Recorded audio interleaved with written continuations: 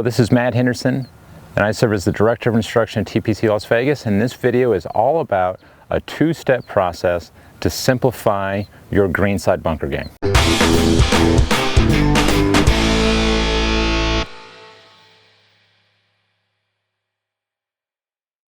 The two-step process for success in greenside bunker, it begins with entry point.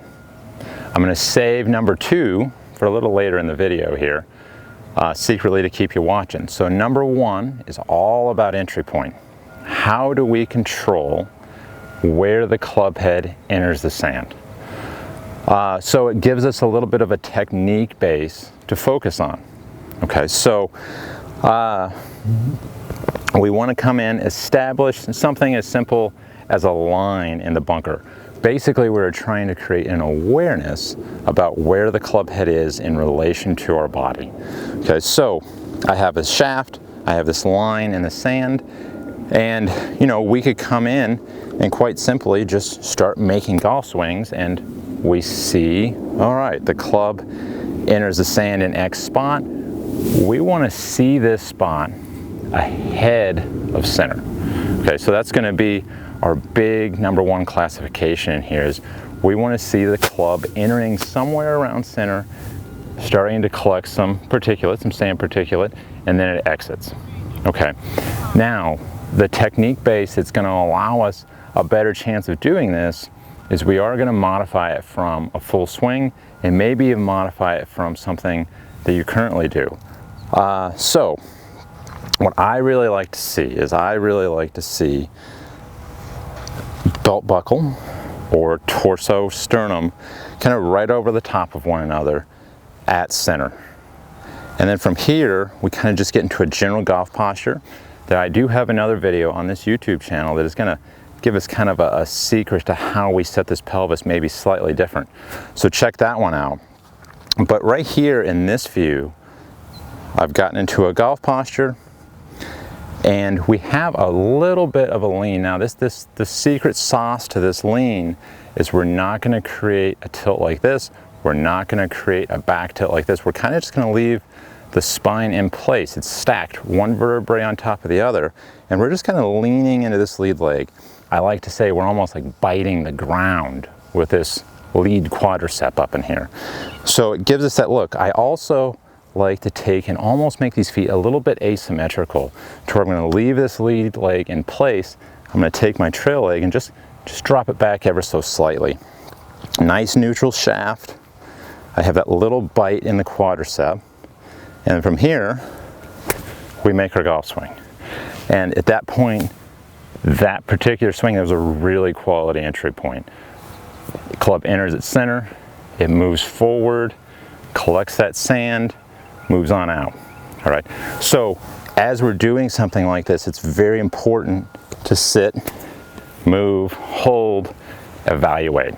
Okay, if I've missed my entry point, I want to start coming in and maybe moving slow enough to start becoming aware about what movement pattern is creating what I'm seeing in the sand. So we're controlling the entry point. And it gives us an evaluation point on the golf course or in that practice session, to where if I roll a ball in and put it up here ahead of center, I create my bunker posture. All right, I've got my little bite in the quadricep, and then now if I'm hitting this practice ball, I have one concern in mind. I have to control my entry point. So I make the motion, and right there I can look straight down and I can see, all right, fairly quality entry point. I'm going to judge that golf shot based on that situation. Check mark. All right, quality entry point. Now the situation that comes next is our number 2. So number 2 is not necessarily going to have a mechanical or technique based situation, a little bit more of a skill situation. And what number 2 is we need to have a high definition of how much sand is underneath the golf ball. Because if we come in and we have a poor entry point, we're going to blame technique. We're going to say, you know what, it was a poor swing. That's why that bunker shot didn't quite work out. But what if we flip the script and we have a really quality entry point, and I've done something like leave the ball in the bunker, or I've bladed it over the green. The unseen factor to this is how the club is interacting with the ground that is underneath the golf ball. So if we have a bunker with a lot of sand underneath the golf ball, which this particular one, a very nice manicured bunker, we have plenty of sand underneath the golf ball. So, you know, my appropriate action here it's going to be to expose the bounce, all right? Shaft neutral. Now we have this almost spoon-like radius underneath this golf club to deflect off the sand and create a situation where we're not picking up as much material between the face and the ball, so we can start to control the amount of friction that's happening in here. So very, very important concept. Now, what if there's no sand underneath the golf ball? All right, and all of a sudden, that spoon-like surface becomes an issue. And now it deflects off of maybe like a hard pan or clay-like surface, and it deflects into the ball. And then now we have that classic scenario where we blade it over the green, we blade it into the lip, something like that. And that is nothing to do with our bunker swing per se, okay? It's everything to do with the club interacted with the surface underneath the golf ball inappropriately and caused a problem. So it's very important in golf to provide appropriate self-talk for ourselves, okay?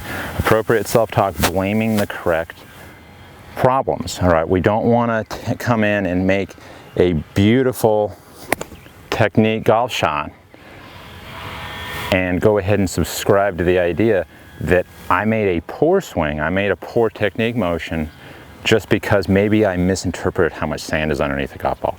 So that is the big deal of assigning appropriate value to these things of, you know, that golf ball had a beautiful technique to it, but I misinterpreted how much sand is underneath the golf ball. So number 2, how much sand is underneath the golf ball. Start experimenting, and that's really the best thing to do, is start experimenting of, hey, I'm going to go out to my home bunker, I'm going to set up and establish a square face, I'm going to hit a bunker shot.